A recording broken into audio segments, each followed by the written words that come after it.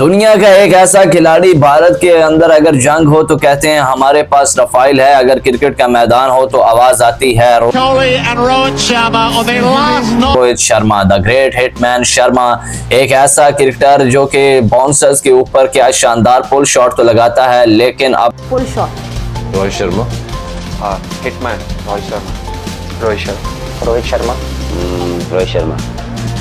अपने बड़े बड़े छक्के, यॉर्कर और सभी बॉल्स के ऊपर ऐसे लंबे लंबे छक्के लगाए, क्रिकेट के अंदर ऐसे ऐसे रन्स बनाए, मुश्किल हालात के अंदर ऐसी ऐसी डबल सेंचुरियां लगाई कि दुनिया दंग की दंग रह गई। इससे पहले बड़े बड़े बल्लेबाज आए जिस तरह विवियन रिचर्ड, ब्रैडमैन और बहुत बड़े बड़े क्रिकेटर कह सकते हैं, लेकिन इस क्रिकेटर का एक अलग ही ऑरा, एक अलग ही लेवल था।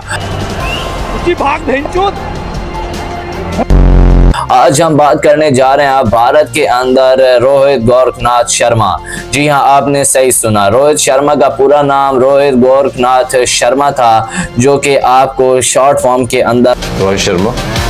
रोहित शर्मा के नाम से जाना जाता है। आज हम जानेंगे कि इन्होंने किस तरह क्रिकेट खेली और क्रिकेट के मैदानों के ऊपर किस तरह राज किया और भारत को किस तरह मुश्किल हालात के अंदर, मुश्किल वक्त के अंदर एक खतरनाक ओपनर के तौर पर अपने आप को साबित किया। और भारत जैसी खतरनाक टीम के अंदर जहां पर बल्लेबाजों की जगह तो नहीं बनती थी, वहां पर रोहित शर्मा ने कैसे अपनी जगह बनाई और भारत के टीम के साथ कप्तानी के अंदर कैसे कैसे इवेंट जीते जहां पर भारत सोच भी नहीं सकता था। ये कहानी शुरू होती है 30 अप्रैल 1987 को, जबकि मुंबई की एक छोटे से कमरे के अंदर रोहित गोरखनाथ शर्मा का जन्म होता है। ये एक इंतहाई गरीब घराने के अंदर पैदा हुए रोहित शर्मा की गरीबी का आपको ये अंदाजा मैं इस बात से बताऊं, सबसे पहले तो उनके वालिद एक बस कंडक्टर थे और रोहित शर्मा को उनकी नानी और नाना के घर इसलिए भेज दिया गया उनके वालिद की जानिब से क्योंकि वो रोहित शर्मा का खर्चा ही नहीं अफोर्ड कर सकते थे। उन्होंने कहा कि अगर हम रोहित शर्मा को इनके नाना नानी के पास भेज दें तो हम कुछ जो है वो अखराजात अपने कम कर सकते हैं, यानी इस लेवल की जो है वो गरीबी देखी रोहित शर्मा ने आंख खोलते ही। लेकिन क्रिकेट का जुनून था, रोहित शर्मा को उनके नानी नाना के तो पास भेज दिया गया था। ये एक शांत लड़का था, लेकिन इस लड़के के अचानक से शरारती बन जाता जब ये क्रिकेट का बल्ला इसके हाथ में आ जाता। ये लोगों की खिड़कियां तोड़ देता, एक खतरनाक क्रिकेटर था, इतने लंबे छक्के लगाता कि अपने मोहल्ले के अंदर जो भी खिड़कियां, जो भी कांच की चीजें थी वो टूट जाती और फिर लोग उनके पीछे भाग रहे होते थे और उनके नाना नानी को काफी शिकायतें लगाई जाती, जिसकी वजह से रोहित शर्मा गोरखनाथ के नाना ने उनका एक क्रिकेट एकेडमी के अंदर दाखिला करवा दिया और उनको एक ऐसे स्कूल के अंदर भी दाखिल करवाया जिसके अंदर सिर्फ क्रिकेट खेलने की ज्यादा तवज्जो थी, बल्कि रोहित शर्मा खुद उस स्कूल के अंदर दाखिला लेना चाहते थे क्योंकि रोहित शर्मा का ध्यान पढ़ाई से ज्यादा क्रिकेट के मैदानों पर था और क्रिकेट खेलने का था और एक बहुत ही बड़ा नाम बनना चाहता था। शायद हो सकता है कि उसने भी टीवी के ऊपर सुनील गावस्कर, द ग्रेट इमरान खान, शुएब अख्तर और इन लोगों को देखा हो और इनकी तरह रोहित शर्मा भी एक बहुत बड़ा और महान खिलाड़ी बनना चाहता हो। अगर आपको वीडियो अच्छी लग रही हो तो साथ साथ वीडियो आगे चलेगी, लेकिन उससे पहले आप चैनल को सब्सक्राइब कर लो और आपको स्टोरी किस तरह की लग रही है आप चैनल को लाइक कर लें। रोहित शर्मा इब्तदाई दिनों के अंदर एक ऑफ स्पिनर बॉलर थे। रोहित शर्मा कभी भी बल्लेबाज नहीं बनना चाहते थे, लेकिन वो इतने अच्छे जो है वो स्पिनर नहीं थे जिसकी वजह से उनको कोच को लगता था कि ये अपना वक्त का ज़िया कर रहा है। उनके कोचेज ने एक दिन स्कूल के एक मैच के अंदर कहा कि रोहित तुम थोड़ी सी बैटिंग की प्रैक्टिस करो। रोहित शर्मा को बैटिंग करते हुए पहले ही दिन जैसे देखा तो उनके कोच सावंत ने कहा कि ये शानदार बल्लेबाज है तो इसको बल्लेबाजी करना चाहिए। क्योंकि रोहित शर्मा एक गरीब घराने से था तो उनके पास और उनके वालिदैन और उनकी नाना नानी जो है वो उनकी जो एकेडमी की फीसेस अफोर्ड नहीं कर सकते थे, जबकि सावंत उनके कोच को लगता था कि जो रोहित शर्मा है ये एक बहुत ही टैलेंटेड बल्लेबाज है और ये आगे बहुत सी क्रिकेट पर राज कर सकता है और बहुत आगे तक जा सकता है। तो उन्होंने कहा ठीक है, रोहित शर्मा क्रिकेट खेलेगा, जो इसकी एकेडमी की फीसेस होंगी वो सावंत जो है वो अपने पास से देंगे, जो कि रोहित शर्मा के कोच थे। रोहित शर्मा ने आहिस्ता आहिस्ता क्रिकेट खेलनी शुरू की। रोहित शर्मा जैसे बड़े होते गए उनकी क्रिकेट के अंदर निखार आना शुरू हो गया। लेकिन आपको ये भी पता होगा कि क्रिकेट एक बहुत ही महंगा स्पोर्ट है जिसके लिए बल्ला बहुत महंगा, बॉल बहुत महंगी, लेदर की बॉल आज इस वक्त 300-400 रुपए की मिलती है, जिससे खेलना अब जो है वो बड़े लोगों का खेल बन चुका है। लेकिन उस वक्त भी रोहित शर्मा के लिए मुश्किलात थी, लेकिन रोहित शर्मा डटे रहे और अच्छे शानदार प्लेयर होने की वजह से उनको जल्द ही लोगों ने चीजें ऑफर करनी शुरू कर दी। जैसे भी आपने सुना होगा कि जितना जितने भी कोई भी टैलेंटेड प्लेयर होता है उसको कोई ना कोई अच्छा कोच या कोई ना कोई बंदा पिक कर लेता है, क्योंकि उसको पता होता है कि ये बड़ा होकर एक अच्छा फ्यूचर स्टार बनेगा तो उनका भी बेनिफिट होगा।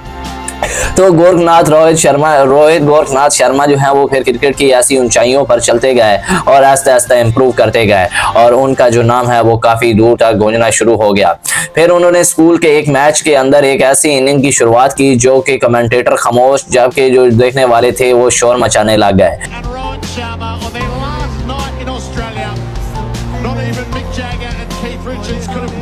एक नेक्स्ट लेवल का एक अलग ही टैलेंट आने वाला था। उसके बाद रोहित शर्मा ने किया रणजी ट्रॉफी के अंदर अपना डेब्यू। 2004-05 का ये वक्त था जब रोहित शर्मा ने अपना डेब्यू रणजी ट्रॉफी के अंदर किया और रणजी ट्रॉफी के अपने पहले ही मैच के अंदर 142 रन की एक ऐसी ही इनिंग खेल दी जिसके बाद उस जगह पे सिर्फ एक ही नारा लगने रोहित शर्मा रोहित शर्मा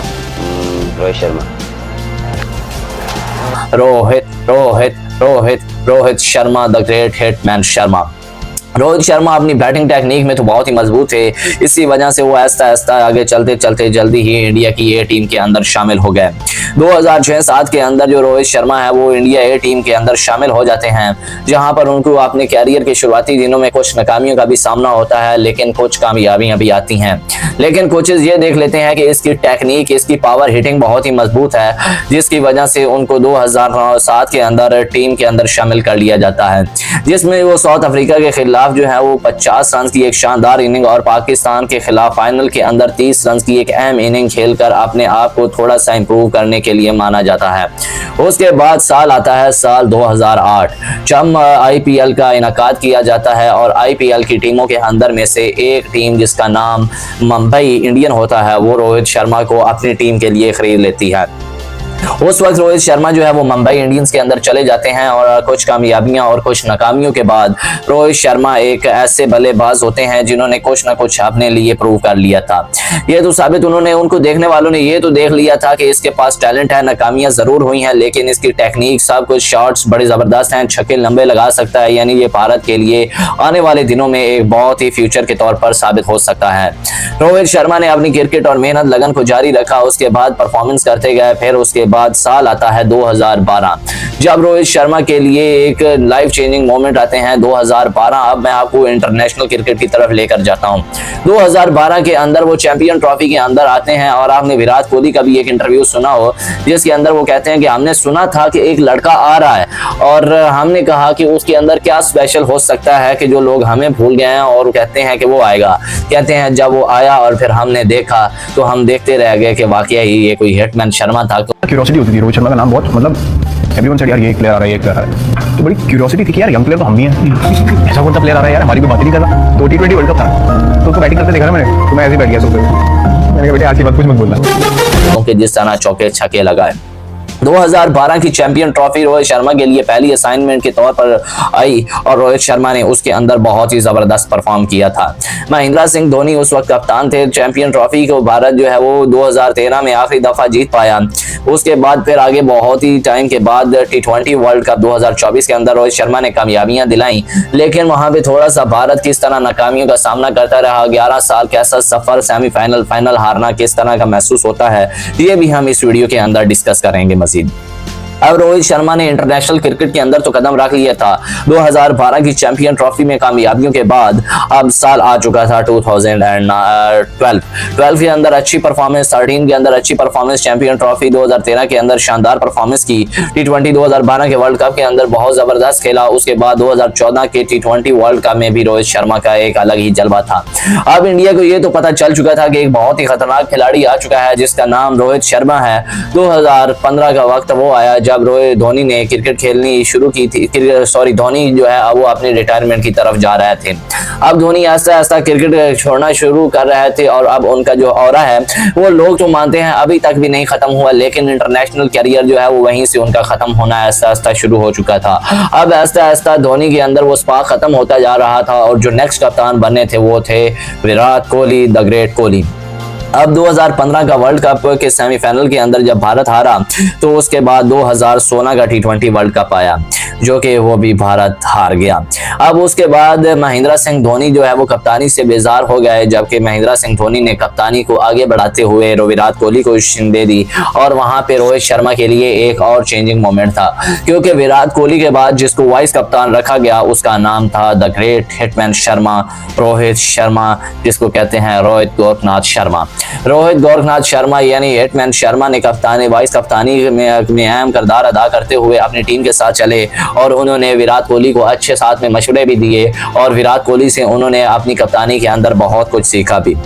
रोहित शर्मा की जो है वो वाइस कप्तानी में सीखते गए, लेकिन उसके दौरान भी उनकी जो बल्लेबाजी में परफॉर्मेंस थी उसमें मजीद निखार आता गया। फिर आ गई 2017 की चैंपियन ट्रॉफी, जो कि शायद भारत कभी नहीं भूल पाएगा, जो कि पाकिस्तान के सामने उनको एक बहुत ही जबरदस्त तरीके का एक अपसेट मिला। 2017 की चैंपियन ट्रॉफी में अपसेट होने के बाद भारत जो है वो आगे चलता चलता फिर मुश्किलात का सामना तो हुआ और उसके अंदर विराट कोहली की कप्तानी में भी अब बादल मंडरा रहे थे कि विराट कोहली भी जो है वो आगे तक नहीं चल सकते थे, क्योंकि विराट कोहली की परफॉर्मेंसेस तो थी बल्ले से रोहित शर्मा, विराट कोहली और सभी परफॉर्म तो कर रहे थे और अच्छा और शानदार परफॉर्म कर रहे थे और नेक्स्ट लेवल पर भी जा रहे थे। अब ये जाते जाते क्रिकेट के अंदर अब मुश्किलात ये बढ़ रही थी विराट कोहली के लिए, क्योंकि जो बड़े इवेंट थे वो जीत नहीं पा रहा था। जिस तरह के चैंपियन ट्रॉफी के फाइनल के अंदर पहले तो इंडिया बहुत जबरदस्त स्टेज लेवल पर खेलता है, स्टेज लेवल पर पाकिस्तान को हरा कर आ रहा था इंडिया और इंडिया एक जबरदस्त क्रिकेट खेल रही थी। तब लोगों का ये कहना था, बल्कि वो बयान आपने बड़ा जरूर सुना होगा हरभजन सिंह का, कि बिल्ली भागती जा रही है और सबका शिकार करती जा रही है और चूहे आगे आगे हैं। लेकिन उस दिन जो बिल्ली नहीं बल्कि शेर साबित हुआ फाइनल के अंदर पाकिस्तान और बिल्ली के तौर पर साबित हुआ भारत, जो कि शेर ने बिल्ली का शिकार तो किया,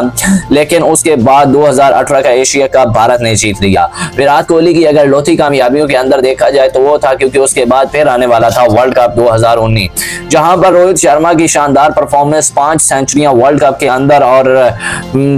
स्टेज जो लेवल था उसके अंदर 9 में से 8 मैचेस जीते रोहित शर्मा की बदौलत। रोहित शर्मा की 5 उसमें सेंचुरियां थी। लेकिन अब रोहित शर्मा के लिए खतरनाक चीज ये, विराट कोहली के लिए खतरनाक चीज ये थी कि फाइनल में आकर फिर से एक दफा सेमीफाइनल के अंदर न्यूजीलैंड से हार का सामना हुआ, जिसके बाद फिर रोहित शर्मा, विराट कोहली की कप्तानी चली जाती है, जिसके बाद रोहित शर्मा आ जाते हैं। रोहित शर्मा की जैसे कप्तानी आती है उसके बाद कोविड शुरू हो जाता है, 2 साल के लिए क्रिकेट नहीं होती।